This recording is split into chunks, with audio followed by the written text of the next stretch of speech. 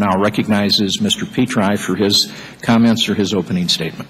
Well, Mr. Chairman, thank you for holding this important hearing. I requested this hearing because although it rarely dominates the headlines, manned commercial space transportation represents the future of cargo and passenger transportation in the United States and, in fact, around our globe.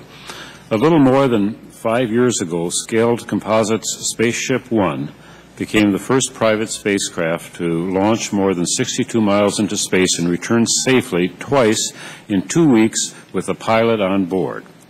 With this flight, the commercial space launch industry, formerly focused on delivery of payloads into outer space, entered the next phase of its development, manned commercial space transportation.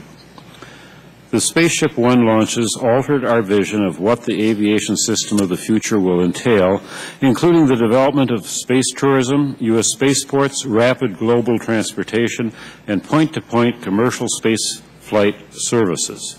It also raised new issues with regard to safe operations, impact analysis, and infrastructure development. In 1984, Congress passed the Commercial Space Launch Act, which sought to encourage the development of the emerging commercial space launch industry and to facilitate compliance with federal safety requirements.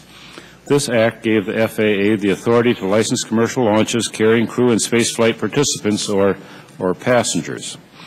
The Office of Commercial Spaceflight Transportation within the FAA oversees the safety of the commercial space launch industry through licensing and permitting activities.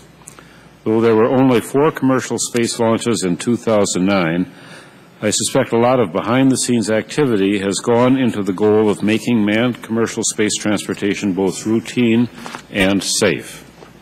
Given that the last hearing on commercial space transportation held by this subcommittee was, as you pointed out, Mr. Chairman, in 2005, I'm very interested to get an update today on this important transportation sector. As the industry grows and develops, other issues will require this committee's attention, including, first, the impact of commercial space launches on the management of the air traffic control system. Second, the role of the FAA in spaceport development. Third, the impact of legal liability on investment opportunities in commercial space transportation. And fourth, the best approach to ensuring the highest level of safety of commercial space launches.